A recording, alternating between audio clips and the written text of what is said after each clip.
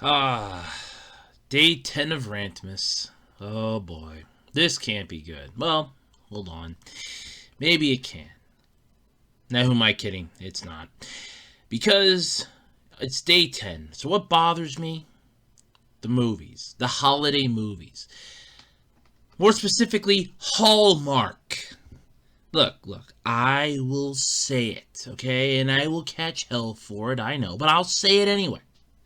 I hate Hallmark movies. There are a couple, and I will say a couple, that I can tolerate. I like the one, it's Steve Guttenberg and Park Overall, and it's Single Santa Seeks Mrs. Claus. There's two movies of that. That's fine. Because that's not technically, I don't consider that a Hallmark movie. I consider that a comedy. I consider that a rom-com, basically. I don't consider that a full-on heartfelt holiday bullshit. It's a comedy movie with Christmas overtones. And it's basically saddled to Hallmark, but I don't really want to consider it a Hallmark movie, because I honestly think if that would be on any other channel, it would do just as well. It doesn't have to be a technical Hallmark movie.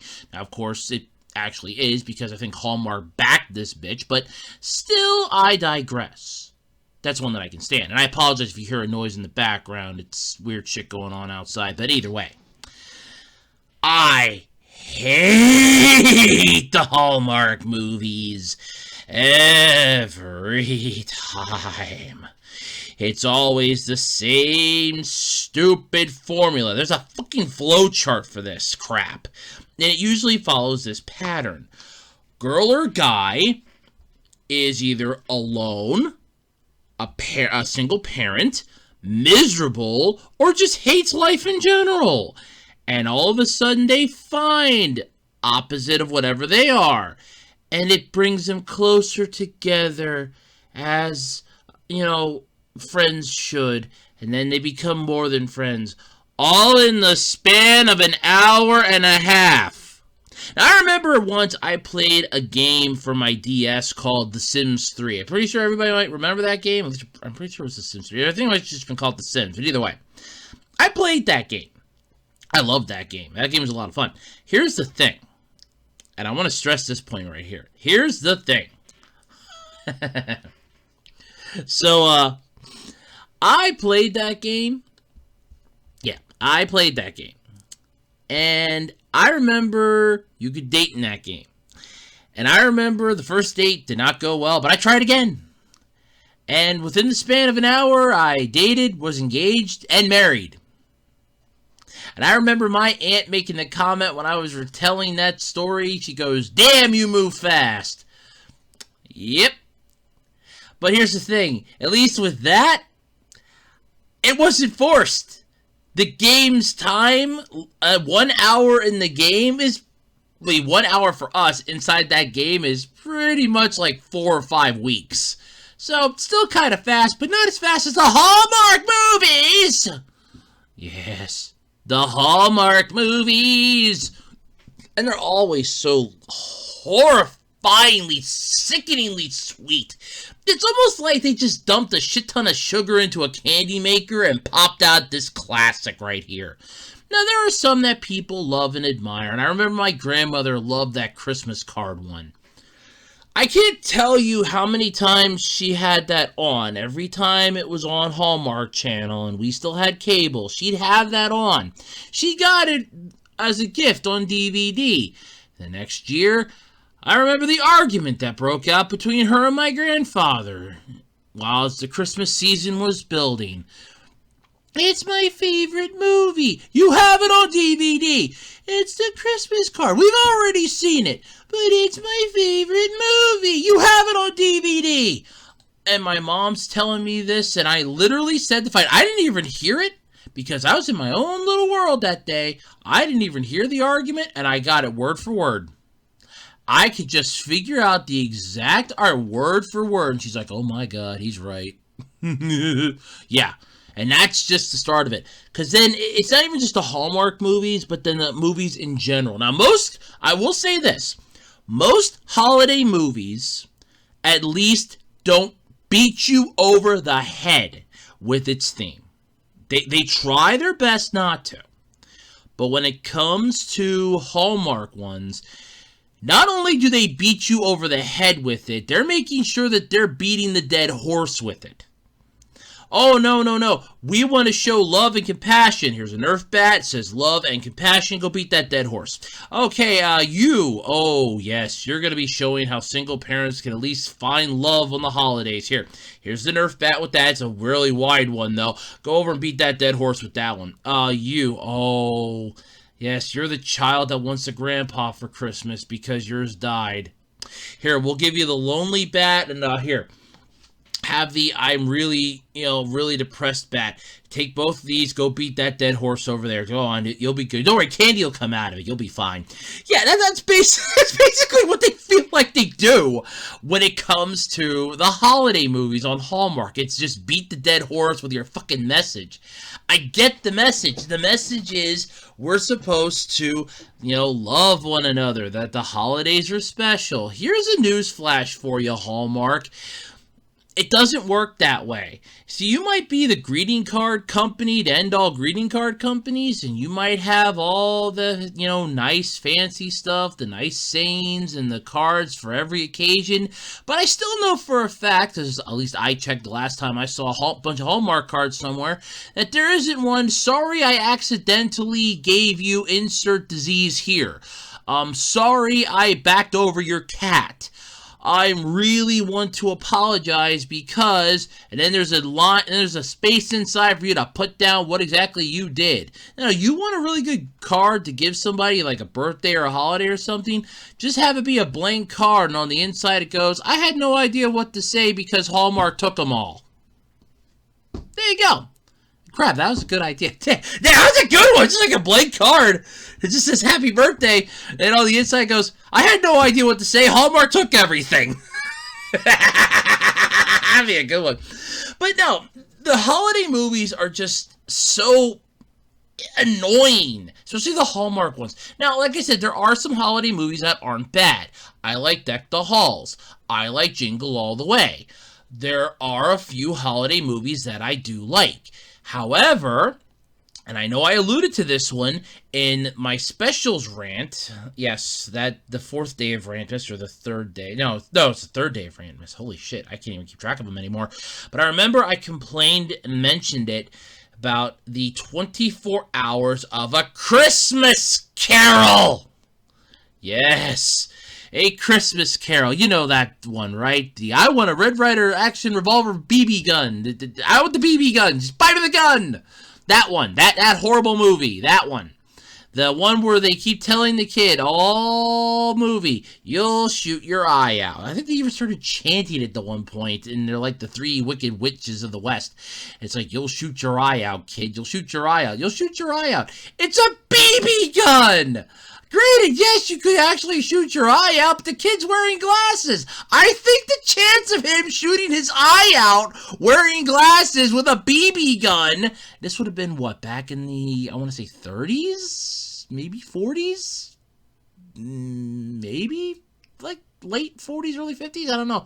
I'd actually have to double check when that movie took place. But either way, it had to be like the late 50s, I think, because then they made a sequel when he was older. So, I'd say maybe the late 50s, give or take. You're seriously going off of the you'll shoot your eye out? The kid's wearing glasses. These things can't be that powerful. It's coming out of a small cylinder.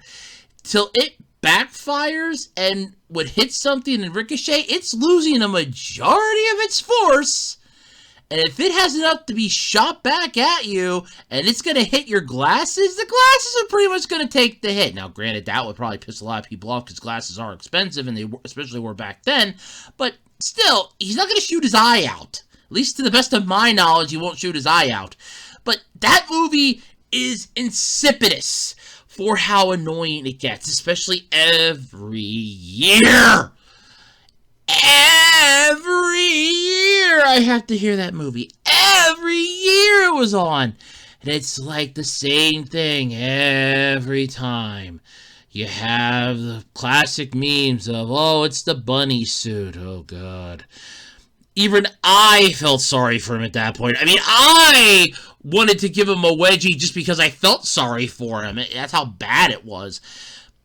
But you have that. You have the part where he swears and blames it on his one friend instead of saying, oh, I heard it from Dad.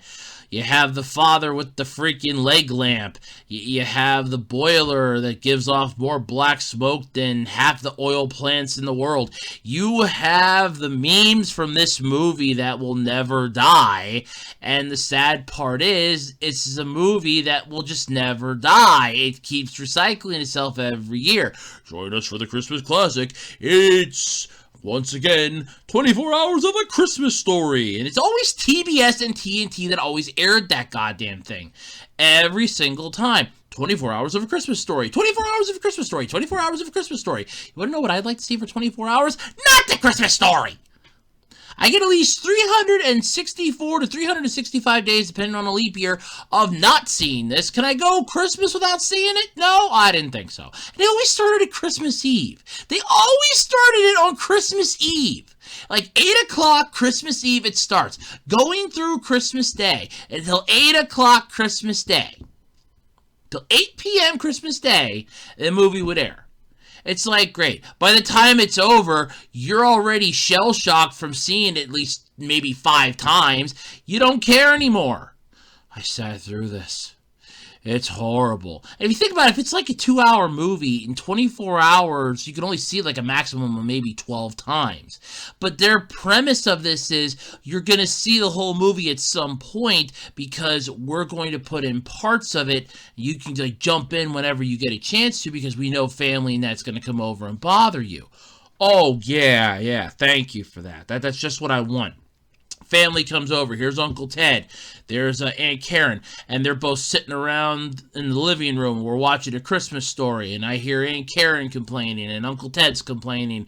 And I'm just there thinking, how fast could I run through that plate glass window across the street? You know, that's just what you want to hear on fucking Christmas.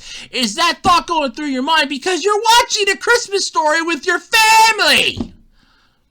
Gee, I don't know. What else could you watch on Christmas Day? Anything! God. I mean, there are some Christmas movies that I like. I like A Christmas Carol. I like the George C. Scott version. I like the Muppet Christmas Carol. I like Deck the Halls. I like Jingle All the Way. There are some Christmas movies that I like. There are some movies that I can't stand. When it comes to Hallmark, about 99% of it. Seriously, 99% of that channel I can't stand around the holidays. But when it comes to the Christmas Story, that movie can piss off. I remember watching FX the one year because they had the one Ice Age movie on for 24 hours. They had Daddy Daycare on for 24 hours. I could watch those movies and not get bored of them. It's fine. You want to know why? Because it's not beating me over the head with a holiday message of joy, love, and kiss my ass. That's why. I like the fact that I can just watch those movies and not be bored shitless. But if I watch A Christmas Carol, I will scream and scream and scream.